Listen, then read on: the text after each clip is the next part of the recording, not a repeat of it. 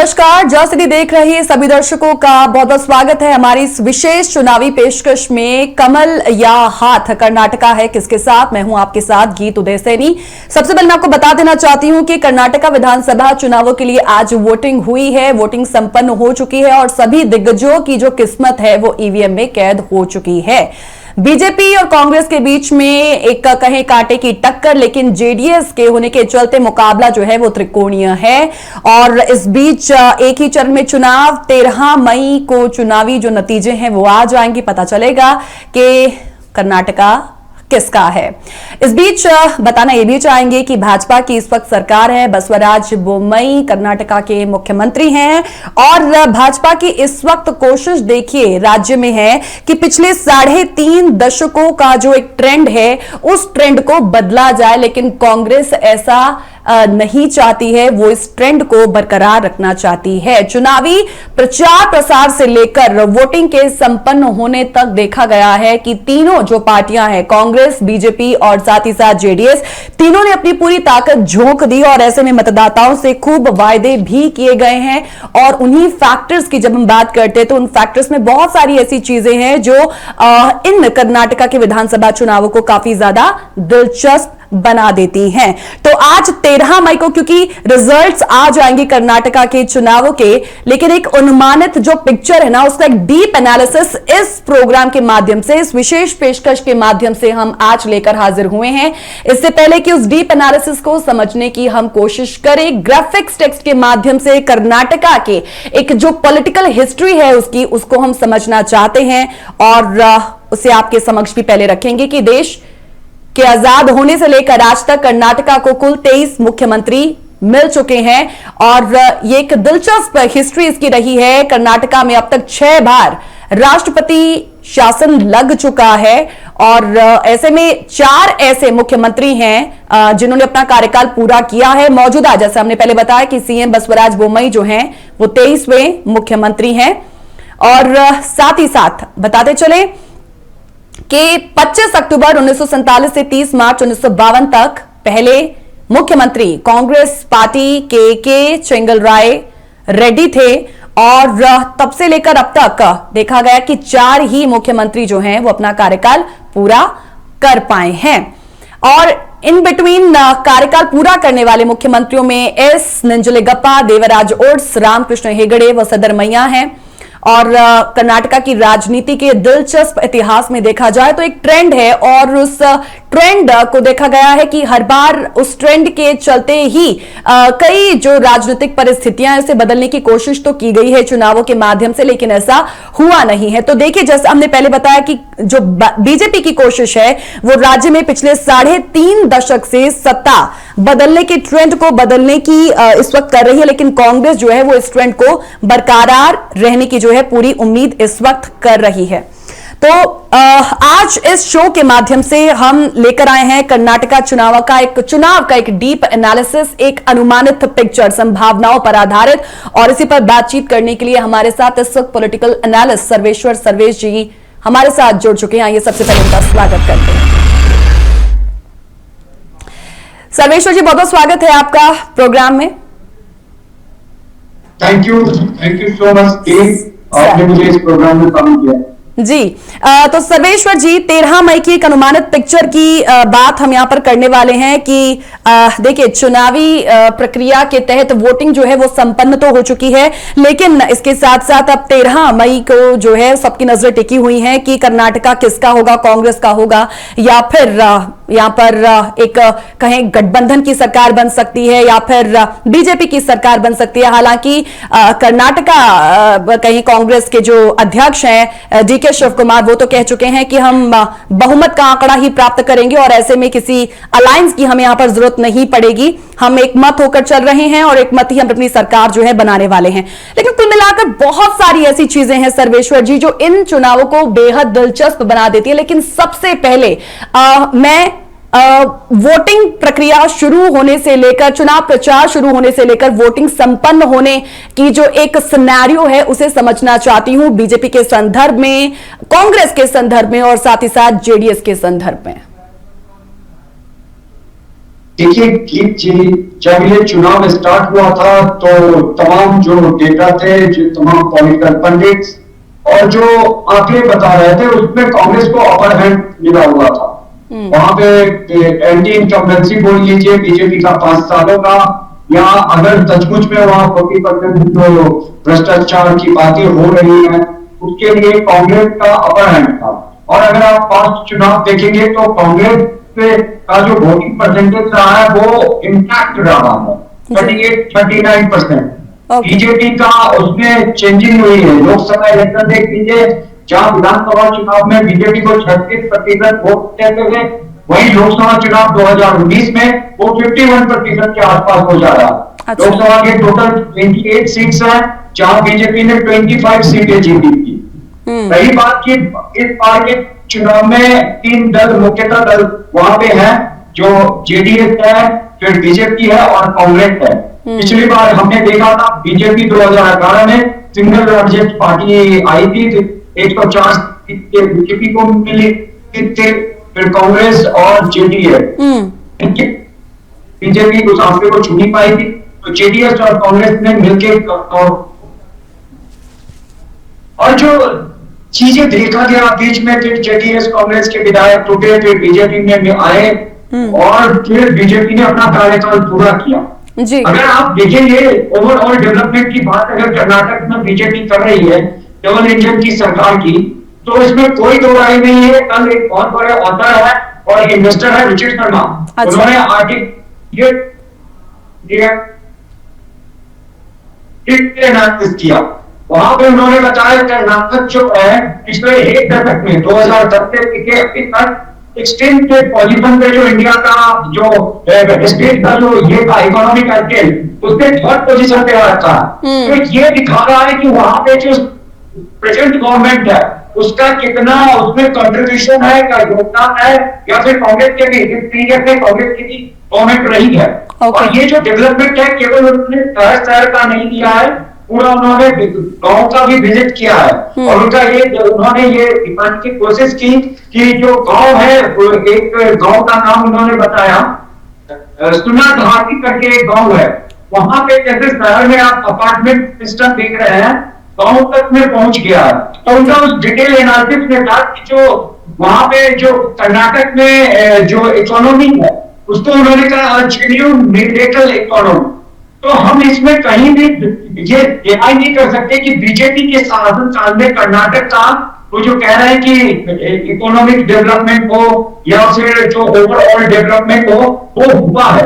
और 16 प्लेस से 3rd place पे आना वहां की इकोनॉमी ये दर्शाता है कि उसमें प्रेजेंट गवर्नमेंट का बहुत हाथ हो सकता है। या तो बेंगलोर मैसूर जो हाईवे है उसके निर्माण की बात कर रहे, या जो डायरेक्ट बेनिफिट वो किसानों के हो, या जो जितने भी सेंट्रल गवर्नमेंट के पॉलिसी के जो लाभार्थी हैं। अच्छा, तो लेकिन सर्वेश्वर जी देखिए अभी तो चुनाव देखिए वोटिंग संपन्न हुई है, लेकिन उससे पहले ही हम काफी 2-3 दिन पहले से ही देख रहे हैं कि ओपिनियन पोल्स भी जो है वो डिफरेंट जो सर्वेज हैं वो आए हैं और उसमें कांग्रेस कहें जो एक ट्रेंड बरकरार रखना चाहती है, कुछ वैसी ही जो पिक्चर है वो सामने आती है अगर हम एक अनुमानित पिक्चर की यहां पर बात करें। लेकिन फिर भी कह सकते हैं कि प्रचार प्रसार से लेकर बीजेपी ने जितना दम दिखाया है तो कांग्रेस भी पीछे नहीं रही है। हम उस पर भी बात करें, छोटे से ब्रेक के लिए फिलहाल यहां पर रुकेंगे, तुरंत लौटेंगे।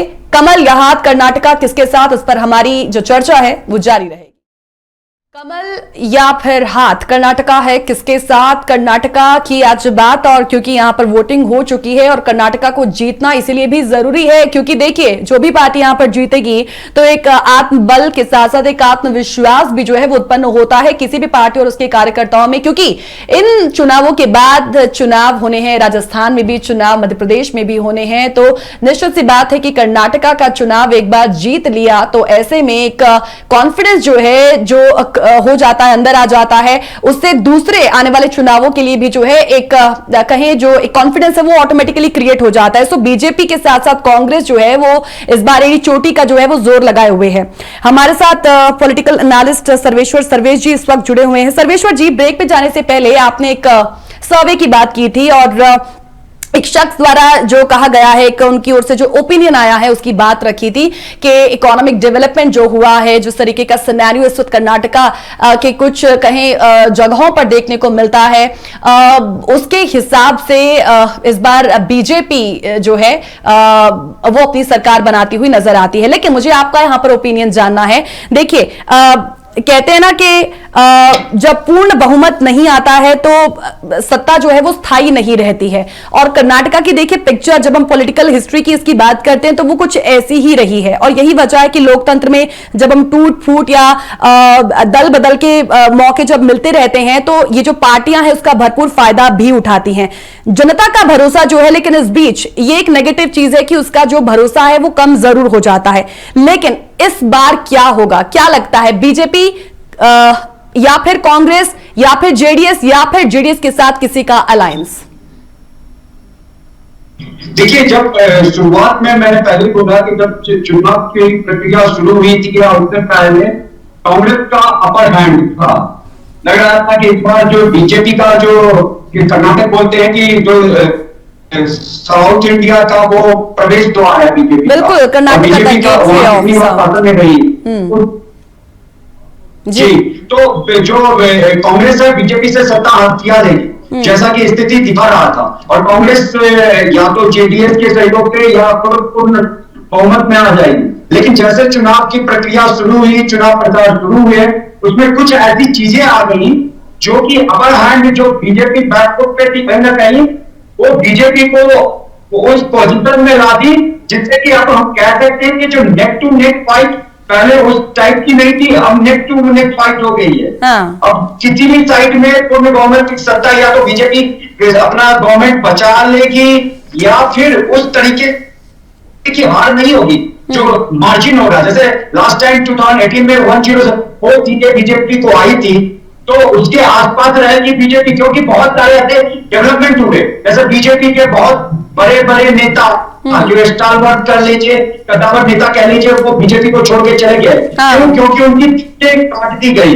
तो इसका भी असर पड़ने वाला था। लेकिन बीजेपी की एक बात होती है, आप कहीं भी स्टेट इलेक्शन उठा के देख लें, हर इलेक्शन में वो एक सर्टेन एमएलए हो, सिटिंग एमएलए हो या सिटिंग एमपी हो, उनका टिकट काटती है। या तो जिनका परफॉर्मेंस भी अच्छा होता है, क्योंकि वो डिटेल सर्वे करते हैं किसी भी राज्य में इलेक्शन होने से पहले। तो और जो नेता छोड़ के जाते हैं बीजेपी, उसका उतना प्रभाव नहीं हो पाता है। इसका एग्जांपल हमने यूपी में देखा था।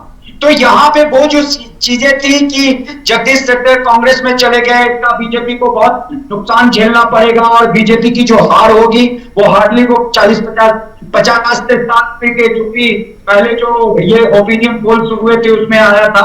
हाँ। ऐसा अब दिखता नहीं। ओके। और रही बात जेडीएस की, तो जेडीएस अभी भी वहां पे किंग मेकर की भूमिका में उभर सकती है, क्योंकि देखिए जो मैसूर रीजन है वहां पे जेडीएस का पूरा होल्ड है। वहां पे न तो बीजेपी सेंध मार पाई है और न ही कांग्रेस जो मैसूर रीजन में वहां पे अपना वर्चस्व स्थापित कर पाया।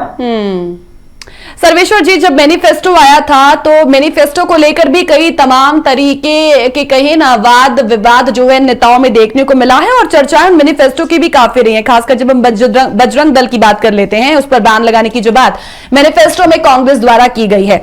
लेकिन इस बीच ये जो चुनाव है, ये चुनाव इसलिए भी दिलचस्प हो जाते हैं क्योंकि बहुत सारे फैक्टर हैं। जैसे मैं पहले भी कह रही थी कि एंटी इनकम्बेंसी हो या फिर इलेक्शन मैनेजमेंट की बात हो, या फिर कहें देवगौड़ा फैक्टर की बात हो, चाहे वो कास्ट फैक्टर की बात हो, ये जो तमाम चीजें हैं ये कितना इफेक्ट इसमें डालेंगी या फिर इसका एक एडवर्स इफेक्ट देखने को मिलेगा इन चुनावों में? देखिए, अगर हम फैक्टर्स की बातें कर ले तो कर्नाटक में 3 संप्रदाय हैं। जो लिंगायत हो गया, जो येदुरप्पा जहां से आते हैं और उनका होल्ड है लिंगायत संप्रदाय में, उसी तरह बोका है और फिर कुर्बा समुदाय है। इनके अगर मठ देख लें तो 600 टोटल मठ है पूरे कर्नाटक में फैले हुए हैं। और इनका वोट प्रतिशत देखिएगा तो 38% जो वोट है वो इन 3 संप्रदायों पे उनपे कब्जा है। अगर आप लिंगायत समुदाय की बात कर ले तो 18% उधर है, बोकालिंगा 12% और 8% के आसपास जो है आपका कुर्मा समुदाय का है। और आपने देखा होगा जब भारत यात्रा हो रहा था तो उस समय राहुल गांधी जी कितने मठ और कितने इन मंदिरों में गए थे कर्नाटक में, करीब 15 बार वो वहां पे गए थे। तो हर एक पार्टी का अपना एक वो होता है कि इन संप्रदाय को कैसे अपने में मिलाए जिससे कि इनका हमें सपोर्ट रहे। रही बात मैनिफेस्टो की, तो देखिए कांग्रेस बहुत अच्छा वहां पे कर रही थी, लेकिन वो आते आते जो कहते हैं ना बैकफुट पे चली गई जी। एक सदी शुरुआत जो जरूर की है, चाहिए था वो ठीक से नहीं कर पाए। आपको मैं उत्तराखंड का एग्जांपल देता हूँ। उत्तराखंड में भी कांग्रेस की यही स्थिति थी, सब कुछ ठीक चल रहा था, लग रहा था कि धामी गवर्नमेंट को हरा के कांग्रेस वहां पे सरकार बना लेगी, लेकिन उन्होंने एक अनाउंसमेंट कर दिया कि हरिद्वार या ऋषिकेश में मुस्लिम यूनिवर्सिटी स्थापित किया जाएगा। अब आप अंदाजा लगा सकते हैं कि आप यूनिवर्सिटी स्थापित करने की बात कह सकते थे, मुस्लिम यूनिवर्सिटी क्यों? और हिंदू यूनिवर्सिटी जैसे काशी संस्कृत विश्वविद्यालय, उसी तरह आप वो भी कह सकते थे, लेकिन नहीं, उसी तरह यहाँ पे उन्होंने एसजीपीडीआई और जो है पीएफआई से बजरंग दल की तुलना कर दी और कह दिया तो बैन कर देंगे। वो जो है बहुत बड़ा, जो कह लीजिए एक हथियार कह लीजिए, मिसाइल कह लीजिए, वो बीजेपी के हाथ लग गया। बिल्कुल। दूसरा, जितने चुनाव हो रहे हैं भारत में जी, उसमें कांग्रेस के जो भी बड़े नेता हैं, स्टालवर्ट नेता हैं, वो कुछ ऐसे वक्तव्य दे देते हैं देश के प्रधानमंत्री के खिलाफ, और बिल्कुल निश्चित तौर पर, बिल्कुल बिल्कुल हमने इन चुनावों के जरिए देखा है। बिल्कुल सर्वेश्वर जी, जब जहरीला सांप कह दिया जाता है, कभी तो नालायक कह दिया जाता है, लेकिन इसके अलावा जो आपने बात कही है, बहुत सारी चीजें घोषणा पत्र में भी हुई हैं कि मुस्लिमों को आरक्षण बहाल करने और बजरंग दल पर बैन लगाने की जो एक घोषणा है, कहीं ना कहीं एक ध्रुवीकरण की जो जमीन है यहां पर कांग्रेस ने खुद ही तैयार कर ली, और कहते हैं ना कि बैठे बैठाए जो है वो सामने वाली पार्टी को मुद्दा दे देना, तो कांग्रेस ने कुछ ऐसा ही किया है। बखूबी फायदा इसका बीजेपी भी इसका उठा सकती है, और हो सकता है कि इसका एक इंडेलेबल मार्क जो है वो इन चुनावों में उनके संदर्भ में हमें देखने को मिले। हाथ कर्नाटका किसके साथ, एक कहीं अनुमानित पिक्चर कर्नाटका की जिसे हम समझने की कोशिश कर रहे हैं। और जैसा कि सर्वेश्वर जी जो इस वक्त हमारे साथ जुड़े हुए हैं, उन्होंने बताया कि भाजपा के लिए जो कर्नाटक है द गेटवे ऑफ साउथ है, और ये दक्षिण भारत में इकलौता एक ऐसा राज्य है जहां पर भाजपा जो है वो सत्ता में है, और ऐसे में इसे बचाए जाने की जो एक चुनौती है उसके समक्ष उस चुनौती को पार पाना चाहती है। कुल मिलाकर एक जो ट्रेंड यहां पर बनता चला आया है उस ट्रेंड को ब्रेक करना चाहती है, लेकिन कांग्रेस ऐसा नहीं चाहती है। सर्वेश्वर जी, कर्नाटका में देखिए जिसकी सरकार उसकी वापसी की कितनी गारंटी है? ये उस ट्रेंड के साथ जुड़ा हुआ है जो कर्नाटका की हिस्ट्री के साथ इनफैक्ट जुड़ा हुआ है, इसे आप किस तरीके से समझाएंगे? देखिए सर्वेश्वर जी, गवर्नमेंट है, अगर चीजें वहां पे स्थिर रहती तो वापसी हो सकती थी, लेकिन जो कह लीजिए कि एक केक वॉक नहीं है प्रेजेंट गवर्नमेंट को वापसी का। जैसा कि मैंने बोला कि सब कुछ ठीक जा रही थी, लेकिन कांग्रेस के द्वारा चुनावी घोषणा पत्र हो या उसके द्वारा जो बातें बोली गई उसके नेताओं के द्वारा, उससे कहीं ना कहीं एक किया है बीजेपी को, और उससे इनकी वोटिंग में इजाफा होगा, और जिसका सीधा का सीधा असर बीजेपी को मिलेगा। ओके। ये जो बात है कि अब क्या बीजेपी पूर्ण बहुमत से सत्ता में आ सकती है? अब देखिए, माननीय अमित शाह जी ने कहा कि हम पिछली बार से ज्यादा सीटें जीतेंगे, 130 सीटों के आसपास आएंगे। तो अगर वो कुछ अनाउंसमेंट करते हैं तो उनको कुछ आंकलन होता है, क्योंकि वो पूरा स्टैटिस्टिक जो डेटा होता है उससे बातें करते हैं। तो अगर मान लीजिए 130 नहीं तो क्या पता ये पूर्ण बहुमत में आ जाए अपने बल पे, नहीं भी तो उतने क्लोज होगी जिससे कि अगर मान लीजिए कुछ इंडिपेंडेंट कैंडिडेट जीते हो उनको मिला के सत्ता में आ सकती है। लेकिन जो पहले अनुमान लगाया जा सकता था कि कांग्रेस सत्ता में आ जाएगी, वो अभी जो सिचुएशन है वो ग्रिम दिख रही है, उतनी अच्छी दिख नहीं रही है। ओके। हाँ, और मैं ये कह रहा हूं कि जेडीएस जो है वो किंग मेकर की भूमिका में हो सकती है, और इसमें कोई दो राय नहीं कि राजनीति में कोई भी दोस्त और कोई भी दुश्मन नहीं होता। अगर मान लीजिए जो संभावनाएं होती हैं उसमें जेडीएस बीजेपी के साथ भी आ सकता है। ओके। इस चीज से भी हम इनकार नहीं कर सकते हैं।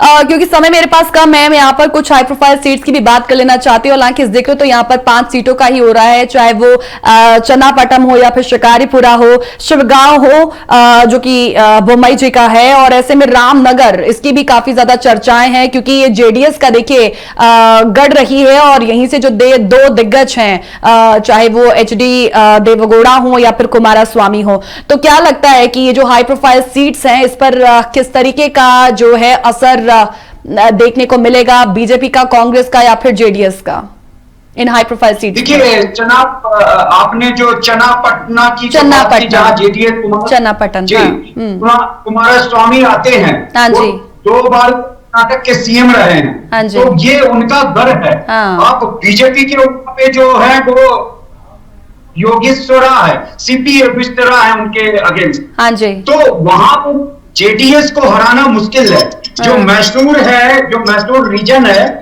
वहां पे जो जेडीएस का पूरा होल्ड है। जैसे आप देख लीजिए कोस्टल कर्नाटका, तो कोस्टल कर्नाटका बीजेपी का होल्ड है, वहां पे टोटल 19 सीटें हैं। 2018 में बीजेपी ने वहां से 16 सीटें जीती थी, और वो जो पूरा बेल्ट है कोस्टल कर्नाटका का, वो पूरा हिंदुत्व बेल्ट कह लीजिए, जो सैफ्रॉन बेल्ट कह लीजिए, वो है बीजेपी का वहां पे जो होल्ड है। उसी तरह वरुणा सीट है जो है, वहां पे सिद्धारमैया जो कांग्रेस के सीएम कैंडिडेट मतलब माने जाते हैं, ऐसे तो कांग्रेस में डीके शिवकुमार का भी नाम चल रहा है कि अगर कांग्रेस सत्ता में आती है तो ये भी सीएम बन सकते हैं। तो ये वरुणा सीट हो गई। फिर उसके बाद जो बीजेपी से जो नेता निकल के गए, जगदीश शेट्टर, ये एक धारवाड़ सेंट्रल है, ये भी अपने आप में बहुत ही जो कह लीजिए, ये जो सीट है बहुत ही महत्वपूर्ण है, क्योंकि वो जो जगदीश शेट्टर है 6 बार के एमएलए हैं, और उसी सीट से वो 6 बार जीत के कर्नाटक की विधानसभा पहुंचे थे। तो इस बार वहां पे भी जो और बीजेपी ने उनका टिकट काटा, तो ये भी माना जा रहा था कि पहले कि उसके आसपास के कुछ क्षेत्र के सीटों को वो जगदीश शेट्टर प्रभावित कर सकते हैं। लेकिन मैंने जो ट्रेंड देखा है कि बीजेपी से कोई भी नेता निकल के जाता है तो उसका वो कहनापन नहीं रह पाता है, तो अपनी सीट के लिए वो असर दिखाता है या अपनी सीट भी गंवा देता है। जैसे अगर यूपी का देख ले, स्वामी प्रसाद मौर्य जो पहले कभी सपा कभी बसपा में था और बीजेपी में आया, वो निकल के गया तो एक हवा चला दी कि ओबीसी एससी एसटी बीजेपी के साथ नहीं है, लेकिन क्या देखा आपने कि वो अपनी सीट खुद हार गए। उसी तरह शत्रुघ्न सिन्हा का आपने देखा होगा, एक अभी कांग्रेस में नेता है उदित राज, वो दिल्ली से आते थे, एमपी है, वो भी जब निकाले गए तो वो भी कांग्रेस ज्वाइन किया, लेकिन वो झारखंड में उनको सीट मिला, वो भी हार गए। तो ये जगदीश वाला जो मामला है कि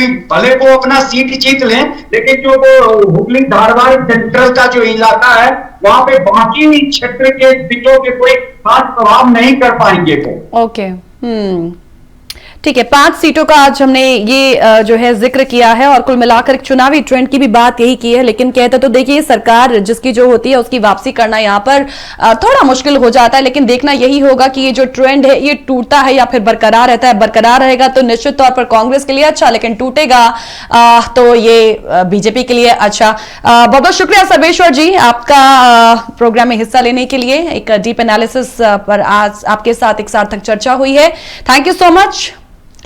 सर्वेश जी हमारे साथ जुड़े हुए थे, पॉलिटिकल एनालिस्ट, जिन्होंने एक 13 मई की अनुमानित पिक्चर जो है हमारे सामने रखी है। हालांकि 13 मई का हमें इंतजार जरूर करना है। आज वोटिंग संपन्न हुई है और अब कहीं कयास, कहीं एजम्पशंस, प्रोबेबिलिटीज, इन सबका ही जिक्र होगा। तो उसी की एक अनुमानित पिक्चर इस प्रोग्राम के माध्यम से हम आपके समक्ष लेकर हाजिर हुए हैं। 13 तारीख को भी इस पर एक जो कहीं बड़ी कवरेज होगी, तो उसके लिए आप हमारे साथ जुड़े रहिएगा। फिलहाल आज के लिए इस पेशकश में फिलहाल इतना ही। नमस्कार।